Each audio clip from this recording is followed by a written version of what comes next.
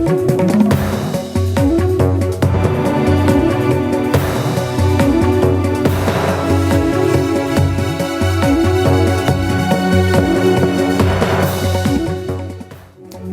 मैं रविश कुमार। ये बात पूरी तरह से गलत है कि प्राइवेट सेक्टर में सभी को अच्छी तनख्वाह मिलती है। मजदूरी और सैलरी की निगाह से इस सेक्टर को देखेंगे तो तस्वीर भयावह हो जाएगी।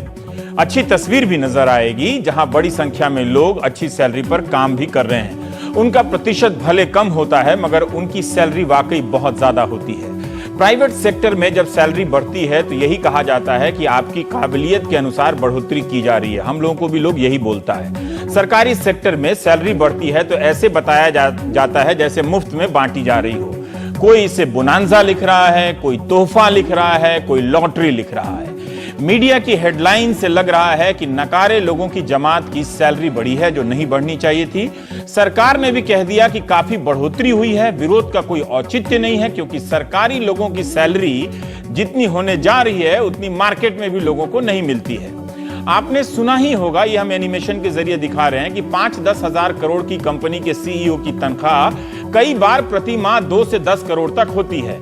आप सुनते होंगे कि फला सीईओ हाफ पैंट में दफ्तर जाता है, रात को ईमेल करता है, खूब काम करता है, कूल भी है। हम मीडिया वाले उसे कवर पर छापते हैं, वाह वाह करते हैं। भारत सरकार ने इस साल फरवरी में योजना और गैर योजना मदों के लिए करीब 20 लाख करोड़ का बजट पेश किया। तब उसके कैबिनेट सचिव का वेतन कुल मिलाकर 2.25 लाख रुपए प्रति माह था, जो 7वें वेतन आयोग के बाद 2.5 लाख के आसपास हो जाएगा। कुल 25 से 30 हजार की बढ़ोतरी होगी, जो देश में अकेले होते हैं तो कितना कूद रहे होंगे वो। क्या आप दर्शक यह समझते हैं कि भारत सरकार के कैबिनेट सचिव या सचिव कभी दफ्तर टाइम पर नहीं जाते, जब मन करता है तभी जाते, कोई काम नहीं करते? अगर ऐसा है तो सरकार भी काम नहीं करती होगी। मुझे जितना मालूम है, सचिव स्तर या जिलाधिकारी स्तर के अफसरों के पास सांस लेने की फुर्सत नहीं होती है। कॉर्पोरेट का कूल सीईओ और उसका मालिक कई बार हजारों करोड़ की कंपनी डुबा देता है, सरकारी बैंकों को चूना लगाकर लंदन भाग जाता है।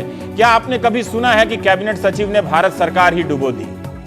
धारणा का इलाज इस दुनिया में किसी अस्पताल में नहीं है। जरूर सरकारी अधिकारियों के पास इतने अधिकार होते हैं कि उसके दम पर वे अवैध रूप से करोड़ों कमा भी लेते हैं, मगर रिश्वतखोरों के हिसाब से सैलरी का हिसाब नहीं हो सकता। अपनी इस छवि के लिए सरकारी अधिकारी और कर्मचारी भी कम जिम्मेदार नहीं हैं। कई कर्मचारियों ने गरीब जनता को जिस तरह से परेशान किया है, उसके कारण भी जनता उनकी सैलरी वृद्धि को शक की निगाह से देख रही है। आज वो अकेले पड़ गए हैं पब्लिक में। उन्हें अपनी छवि सुधारने के लिए काम करना चाहिए ईमानदारी से, और काम के बारे में खुद भी बताना चाहिए। जब हम सरकारी कर्मचारी कहते हैं तो यह समझना चाहिए कि वो कोई एक मूर्ति का नाम नहीं है।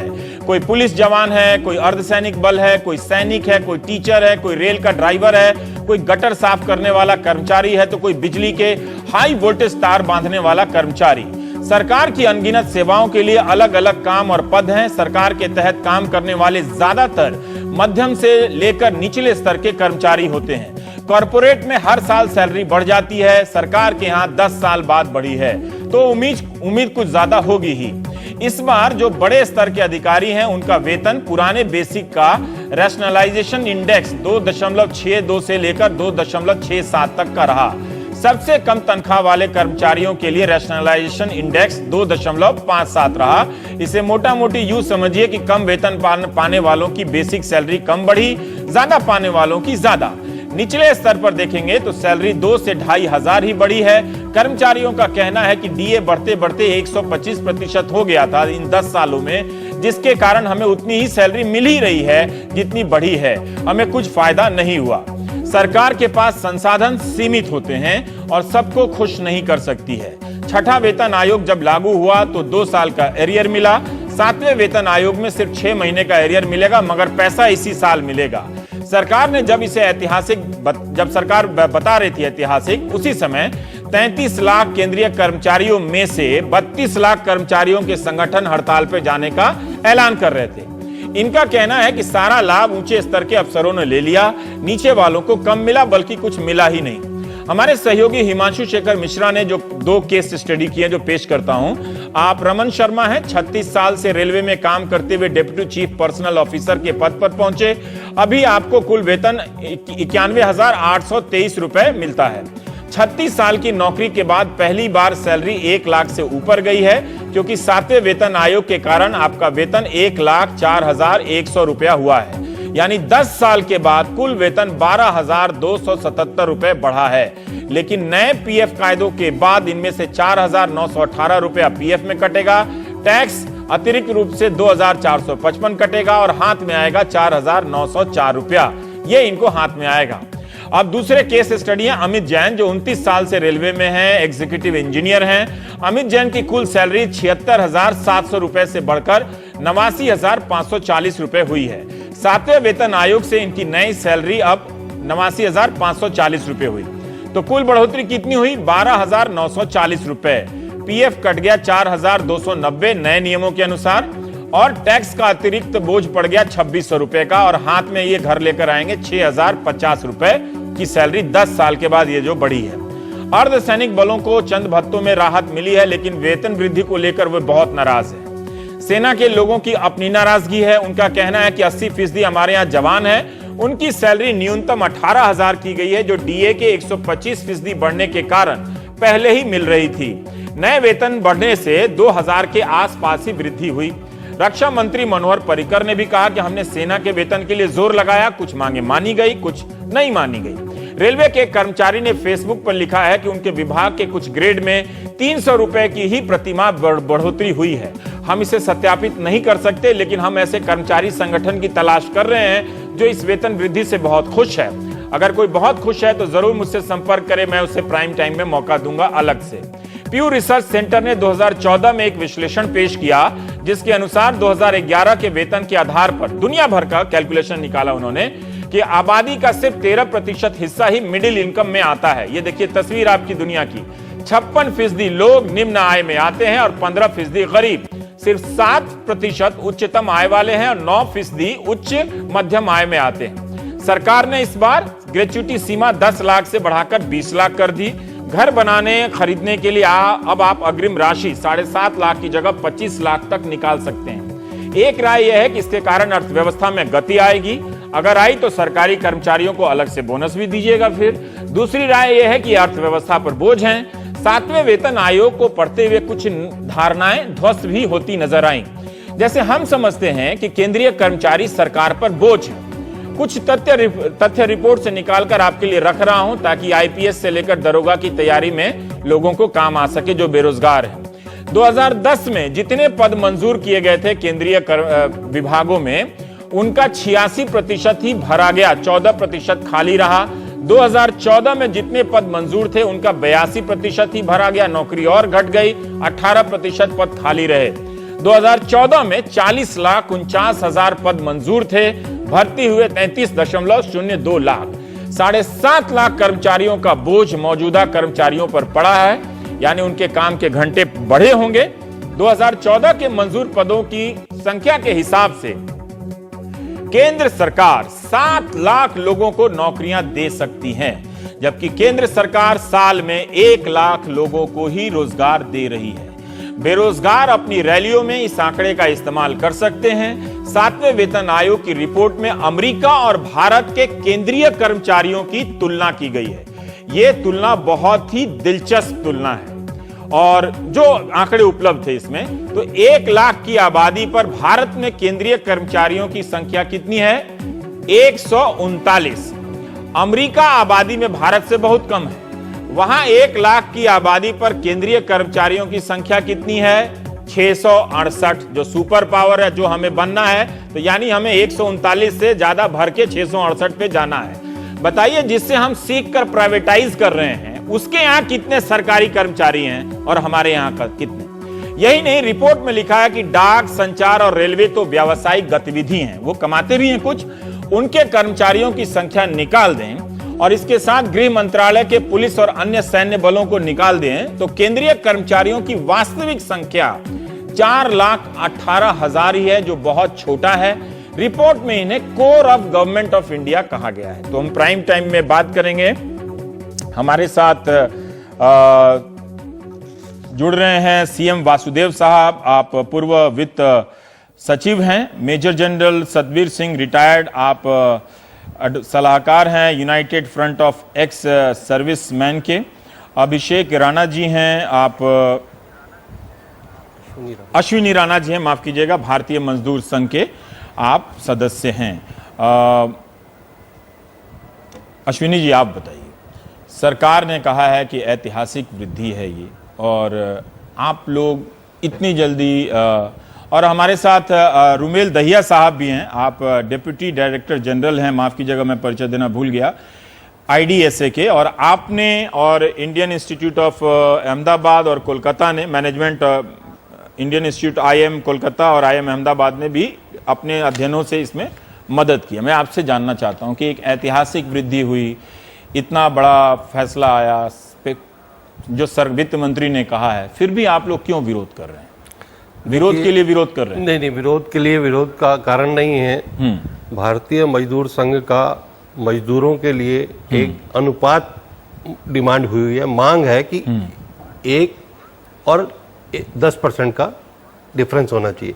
लेकिन यहाँ का निचले स्तर पर 1% और ऊपर वाले स्तर पर 12.5%, यानी कितना गैप जो है वो एक बढ़ गया, वो सीधा सीधा दिखता है। दूसरा वो कहते हैं ऐतिहासिक है, तो अभी आप भी बता रहे थे कुछ जो स्टडी बताई कि मेरा तो गलत भी हो सकता है, मैं पढ़ के बताया हूं। सरकार कहती है कि 23% हमने दिया। सरकार का इसमें प्रतिनिधि नहीं है, क्योंकि जब ऐतिहासिक है तो फिर अब 23% की वृद्धि बताते हैं। 23% की ग्रॉस वृद्धि हो सकती है, लेकिन जो कर्मचारी के हाथ में आ रहा है वो तो कुछ नहीं आ रहा। जो सबसे नीचे कर्मचारी है जिसकी 7 से 18,000 हुई, उसको नए वेतन के अनुसार सिर्फ उसका ग्रॉस 4,470 रुपए बढ़ रहे हैं, क्योंकि आपने HRA 6% कम कर दिया है, तो 4,470 बढ़ते हैं, लेकिन उसकी नेट जो है वो 1,800 रुपए ही बढ़ रहे हैं। यानी पहले उसको 18,180 मिलता था 7,000 बेसिक पे, अब उसको 19,870 ये मिलेगा, तो उसको 1,800 रुपए मिले, तो 18,000 के ऊपर 10 साल के बाद वृद्धि हुई। तो 10% की वृद्धि लेकर उसने क्या पाया? इससे अच्छा तो वो पुराना ही चलता रहता और उसको हर 6 महीने के बाद 6% 7% DA बढ़ जाता, तो कम से कम वो ये तो कह सकता मतलब कि भाई हमारा वेतन वृद्धि नहीं हुई। तो पर आप लोग वाकई आप लोग नाराज हैं इससे? बिल्कुल। मतलब और दूसरा, ये जो ऊपर के अधिकारी हैं, जो IAS हैं या उसके ऊपर जो लोग हैं जिनके लिए ज्यादा बढ़ाया गया है, वो बहुत कम है, लेकिन जो मेजर 90% COD क्लास के कर्मचारी हैं उनके लिए तो वृद्धि कुछ भी नहीं है। उनके लिए वृद्धि कुछ भी नहीं है, लेकिन सरकार ने बहुत सारी सुविधाएं भी तो दी हैं। ये भी तो देखिए, ग्रेच्युटी बढ़ा दी है। ग्रेच्युटी का लाभ किसको मिलेगा? 10 लाख तक की जो ग्रेच्युटी पहले थी वो भी COD वालों को 10 लाख नहीं मिलता। अब जो बढ़ने के बाद जो ग्रेच्युटी का भी फायदा होगा वो ऊपर के अधिकारियों का। अच्छा, ये बाकी आप लोगों के लिए, जो बाकी जो कर्मचारी हैं उनके लिए नहीं, सिस्टम से कैलकुलेशन के हिसाब से उसको मिलेगा ही नहीं, क्योंकि उसकी सैलरी नहीं है उतनी, तो कहां से मिलेगा? उसका PF भी ज्यादा कटेगा, उसका इनकम टैक्स भी कटेगा, राइट। तो नेट होम तो उसको कुछ नहीं मिल रही। ठीक है। अब सतबीर जी, आप मुझे बताइए हमारे दर्शकों को कि सेना के ढांचे में जो 15 लाख सैनिक हैं हमारे देश में, बहादुर सैनिक, उनका 80-85% जवान है, ठीक है? तो पहले आप संक्षेप में ये बता दें कि जवानों की कितनी वृद्धि हुई, क्योंकि हम जवानों को लेकर आजकल बहुत भावुक होते हैं टीवी में भी, और आप अफसर लोगों की कितनी वृद्धि हुई, ऑब्जेक्टिवली कह दीजिएगा ताकि जनता को ये बात समझ में आए कि ऐतिहासिक वृद्धि है। रवीश जी, आपका मैं बहुत बहुत धन्यवाद करता हूं कि आपने हमें मौका दिया पूरे देश को ये बताने के लिए। हमारे फौजों के जो 7th पे वेतन है, इसके बारे में बहुत हमने आवाज सुनी है पिछले कई दिनों से, और कल जो ऐतिहासिक बोला गया है उसके बारे में भी। मैं सिर्फ यही कह सकता हूं एक सैनिक विशेषज्ञ होने के नाते कि फौजों को पिछले 70 साल से ही इनको शॉर्ट चेंज किया गया है और इनको जो उनका असली हक है वो नहीं दिया गया। आप ये देखिए कि फौज के अंदर एक सिपाही 18 साल में आता है और 35 साल में घर चला जाता है, और उसकी जो पेंशन है उसको हाफ कर दी जाती है। और एक देशवासी शायद नहीं जानते कि बाकी जो हमारे सेंट्रल सर्विसेज के आंकड़े हैं, उनका औसत आयु 76 और 77 साल का रेलवे का है, और हमारा फौजी जवान 59 साल से 64 साल तक ईश्वर को प्यारा हो रहा है। हमारा जेसीओ साहब 67 साल का हो रहा है, और हमारा ऑफिसर साहब 72.5 साल का। ये जो हमने आयु मेजर बताई जनरल, है, हाँ। ये गवर्नमेंट के डिपार्टमेंट ने करी। राइट, मेजर इसका जनरल। विश्लेषण हुआ गया। आप क्यों हुआ? जवानों के क्योंकि आप वेतनमान उसको के तुलना से अगर बता 35 साल दें, में घर भेज देते हैं एक जवान को। आज आप जो वेतन दे रहे हैं, जो वेतन पहले था केवल 7,000 मिनिमम पे स्टार्ट किया, अभी 18,000 पे कर रहे हैं, उसमें ये सारे भत्ते शामिल हो गए हैं। और आप देखिए हनुमंता तो अपने चला गया और उसके साथ ही और हम साइड चेन में लड़ते रहे, और जितनी विसंगतियां छठे पे वेतन की है वैसे के वैसे खड़ी हैं। ठीक है, पहली बार हाँ। हमारे तीनों चीफों ने 36 विसंगतियां हाँ, 7वें पे वेतन की प्रधानमंत्री जी को बताई, रक्षा मंत्री जी को बताई। ठीक है, अभी तक हमारा कोई मेंबर किसी पे कमीशन में नहीं रखा गया। ठीक है। बीएसएफ का मेंबर सतबीर जी, रखा गया इस ठीक कमेटी है, में। ठीक है।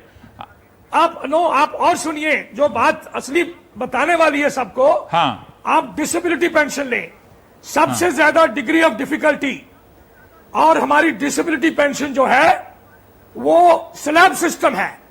ठीक। और इवन सतबीर जी, मैं थोड़ा यहाँ रोकना चाहूंगा। सीपीओ जो है जी, मैं और मेहमानों से उनका बात करके आता परसेंटेज में हूँ। है। जी, मैं यहाँ रोकना चाहूंगा, पर यह दिलचस्प बात है कि आप लोग इतने अहम सेवा के हैं, और आजकल टेलीविजन की एक भावुकता आपके पक्ष में भी रहती है, तमाम न्यूज चैनलों की। इसके बावजूद भी आप कह रहे हैं कि वेतन आयोग की कमेटी में आपका कोई प्रतिनिधि नहीं है। खैर, कोई बात नहीं। रुमेल दहिया साहब, आप डिप्टी डायरेक्टर जनरल हैं, आप क्या बता सकते हैं? आप राइट, बस एक सेकंड। 45 लाख लोग हैं। ठीक है। और हमारा एक भी मेंबर ना तो कमेटी में, ना ठीक है, हमारा वो पे बात कमीशन मैंने में। कह दी। एक सेकंड सर, तो हाँ, इससे क्या समय मिलेगा कम आपको? है। सतबीर जी, एक सेकंड, सबके समय का ख्याल रखना है। तो दहिया साहब, हम ये जानना चाहते हैं कि इस कमेटी ने आपसे भी संपर्क किया, तो जो सेना की शिकायतें हैं वो कितनी वाजिब हैं, और जो आप लोगों ने रिपोर्ट दी, रिपोर्ट बनाते समय क्या आपने पाया कि इनकी शिकायतें वाजिब हैं, और जो रिपोर्ट पेश की गई फाइनल, उसमें इनकी शिकायतों को दूर किया गया है? नहीं, ये शिकायत नहीं है। पहली बात एक सेकंड सतबीर जी, डिफिकल्टीज हैं वो मैं सतबीर बता जी, अब रहा आप हूं। बीच में नहीं बोलेंगे सर, एकदम। हाँ, विसंगतियां, मैं गलतियां भावुक बताई एंकर गई। नहीं हूं, अब आपको चुप रहना गलतियां। पड़ेगा जी। हाँ, पहली बात तो मैं ये बता दूं कि हमें जो बात उन्होंने पूछी थी पे कमीशन ने, वो एक डुप्लीकेट पे कमीशन नहीं था ये। राइट। उन्होंने हमें कुछ टर्म ऑफ रेफरेंस दी थी, जिसका उन्होंने इस्तेमाल अपनी रिकमेंडेशन बनाने के लिए किया। उसमें उन्होंने हमसे ये पूछा था कि रक्षा व्यय के अलग अलग कौन से हिस्से हैं, उनकी क्या किस्म है, और उनकी कितने पैसे हर एक हिस्से पर खर्च होते हैं, और कितने पैसे डिफेंस पेंशन पर खर्च होते रहे हैं। और ये उन्होंने हमें दिया था समय 1995-96 से लेके और 2013-14 तक के लिए, राइट, 18 साल का पीरियड। और उन्होंने हमें, और हमारे जैसे कुछ देश, कुछ बड़े देश, कुछ जो हमारी इकोनॉमिक पोजीशन में जो आर्थिक हालात जिनके हमारे जैसे हैं, उन देशों के साथ कंपेयर करने को बोला था। और एक खास विषय हमको दिए थे कि इन विषयों के ऊपर आप हमें ऑथेंटिक, सही वाली खबर हमें दीजिएगा। हमें उन्होंने रिकमेंडेशंस नहीं मांगी थी। ठीक है, तो आपके हिसाब से वो सही वाली बात क्या हुआ? क्या भारतीय सेना को कम पैसे मिलते हैं? जी, इसमें जो उन्होंने पूरी बात को घुमा के और इस बात पे ले लिया कि हमारा खर्चा तनख्वाह पे ज्यादा हो रहा है और पेंशन पे ज्यादा हो रहा है और मॉडर्नाइजेशन पे कम हो रहा है। अभी मॉडर्नाइजेशन पे अगर पैसा कम खर्च हो रहा है तो इसका मतलब ये नहीं है कि भी आप तनख्वाह जो है, तनख्वाह में से काट के मॉडर्नाइजेशन पे लगा दीजिए और फौज फिर ठीक खुश रहेगी। उसका बड़ा सिंपल तरीका ये है कि अगर हमारा खर्चा जीडीपी के हिसाब से 3-3.5% तक हुआ है संकट के टाइम पे, और अभी आज के दिन इसको हर साल घटा के 1.7 मतलब 1.7 पे ले आए गए हैं, तो जरूरी बात है कि अलॉटमेंट जो है वो कम हो रहा है। उसकी वजह से हमारा जो मॉडर्नाइजेशन पर खर्चा है वो कम हो रहा है। तो उन्होंने क्या किया है कि जो हमने सही जो first hand information government website से लेके ऐसे करके 10 देश हमने चुने जिनके बारे में स्टडी करके हमने कंपैरेटिव चार्ट्स उनको दिए और हमने उनको इसमें भी साफ किया कि किस तरह से हमारे हालात दूसरे देशों के हालातों से अलग हैं। बहुत सारे ऐसे देश नहीं हैं जिनके 2 न्यूक्लियर आर्म्ड दुश्मन हों, जिनके साथ लड़ाइयां लड़ी गई हों, जिनके कोस्टल सिक्योरिटी खतरे में हो, जहां पे आतंकवादी हमले होते हों, जिसके देश में बहुत सारी जगह पे आतंकवाद फैला हुआ हो। ठीक, ऐसे हालात दूसरे देशों में किसी भी देश में नहीं। रुमेल साहब, मैं आपसे एक सवाल ऐसे हालात में जी कि हमारी सेना के जो जवान हैं वो दुनिया में श्रेष्ठ माने जाते हैं। क्या उन्हें जो पैसा मिलता है, आपने जो अध्ययन किया, वो दुनिया के बाकी सेनाओं की तुलना में बेहतर मिल रहा है? जी, मैं तो कई देशों में के सैनिकों के को जानता हूं। बाहर मैं डिफेंस अटैचे रहा हूं 3 देशों में, तो वहां के जवानों के बारे में भी जानता हूं। मैं इतना कह सकता हूं कि जितनी कम से कम तनख्वाह में और कम से कम सुविधाओं के साथ भारत का सिपाही ज्यादा से ज्यादा तकलीफ उठाता है, इसका किसी भी देश के साथ कोई मुकाबला हो ही नहीं सकता। आपने एक ही लाइन में सारी हमारे बात कपड़े खराब, हमारे कपड़े खराब आते हैं। कल भी आया था कि सियाचिन की ड्रेस खराब है, सूट खराब है। हमारे हथियारों में कमियां निकलते हैं, अम्युनिशन हमारा ठीक नहीं होता। इज्जत जो है सरकार की तरफ से, जो तनख्वाहें कम होती है, उनकी पोजीशन कम होती है। इस सारी चीजों को देखते हुए तो कई बार ये मन में आता है कि इस देश का सिपाही किस वजह से उसके बावजूद भी रोजाना जान देने के लिए तैयार घूमता है। रुमेल साहब, आपने दहिया साहब, आपने तो जो बात कह दी। अब हमारे साथ हैं सीएम वासुदेव साहब हैं, पूर्व वित्त सचिव हैं। वासुदेव साहब, मैं अब आपने सुना सेना के 2 पक्षों की बात। अश्विनी राणा साहब जो भारतीय मजदूर संघ के हैं, वो ये बता रहे हैं कि जो निचले स्तर के और मध्यम स्तर के जितने कर्मचारी हैं, उनके वेतन में खास वृद्धि तो नहीं हुई। मतलब 1000 से लेकर 6000 तक, ज्यादा से ज्यादा 7000 तक हमने सुनी है। आप बता सकते हैं कि इसमें क्या ऐतिहासिक है कर्मचारियों के लिहाज से? कुछ अच्छा पॉइंट भी होगा सर इसमें। देखिए, मैं 2-3 बातें सामने रखना चाहूँगा इस डिस्कशन में। पहला तो ये कि ये कहना कि 10 साल बाद पे कमीशन का जो अवार्ड आता है उसमें अगर 24% की वृद्धि दी गई है, तो ये किसी मायने में ज़्यादा नहीं कही जा सकती है, 10 साल बाद हुई है। मगर अगर इसको ऐसे देखा जाए कि इन 10 सालों में प्रत्येक कर्मचारी को इन्फ्लेशन लिंक्ड डीए मिलता रहा है, तो इन्फ्लेशन से उसकी न्यूट्रलाइजेशन होता रहा है, इंक्रीमेंट्स मिलती रही हैं, उसके बाद 24% है, तो बहुत कम भी नहीं कहा जा सकता। तो ये मैं समझता हूं कि बहुत अच्छे बीच का रास्ता है 24%, क्योंकि अल्टीमेटली जो अफोर्डेबिलिटी का आर्गुमेंट हम लोग नहीं दे पाते हैं, केवल नीड और उस पॉइंट ऑफ व्यू से इस चीज को देखते हैं। तो अफोर्डेबिलिटी और जो सरकार के लिए इससे अच्छी चीज क्या हो सकती है, ज्यादा से ज्यादा पैसे दे कर्मचारियों को। मगर ज्यादा पैसा अगर तनख्वाहों में जाएगा, रेवेन्यू डेफिसिट बढ़ेगा, तो जाहिर है कि वो उसकी भरपाई हमें बोरोइंग करके करनी पड़ेगी। सरकार के पास तो आज रेवेन्यू डेफिसिट है 3% का, तो ये मान के चलना चाहिए जो 1 लाख करोड़ से ज्यादा बोझ है, इसकी भरपाई सरकार बोरो करके कर पाएगी और कहीं से नहीं। या बोरो करेगी या मेरा एक सवाल इन्वेस्टमेंट, जो कैपिटल इन्वेस्ट। राइट, मेरा एक सवाल है सर। आपने कहा कि सरकार पर बोझ पड़ेगा, लेकिन जब मैं 7वें वेतन आयोग की रिपोर्ट पढ़ रहा था तो उससे लग रहा है कि कई विभागों में 18 से लेकर 40% तक रिक्तियां हैं, वो भरी नहीं गई हैं। तो अगर आप औसत भारत के सारे 7 लाख कर्मचारी अगर भरे नहीं गए हैं, तो उनका बोझ भी तो बच रहा है ना। और आप नौकरियों में लगातार कमी करते जा रहे हैं, और इस रिपोर्ट में लिखा है कि ये मार्जिन सेक्टर है एम्प्लॉयमेंट जनरेशन के हिसाब से। इसका मतलब आप आगे भर्ती तो करेंगे नहीं और कमी करते जा रहे हैं, तो ये बोझ कहां से हो गया? ये तो बचत है सर आपका। नहीं, देखिए, 2 चीजें हैं इसमें समझने वाली।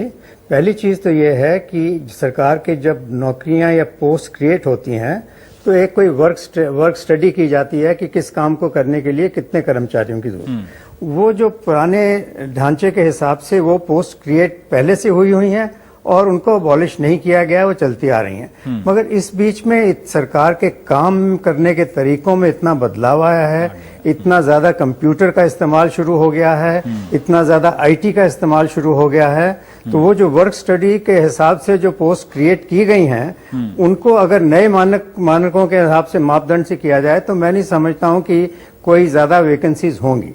दूसरी तरफ ये है कि सरकार के तंत्र में बहुत सी ऐसी संस्थाएं हैं जो अब आउटलिव कर चुकी हैं अपनी यूटिलिटी।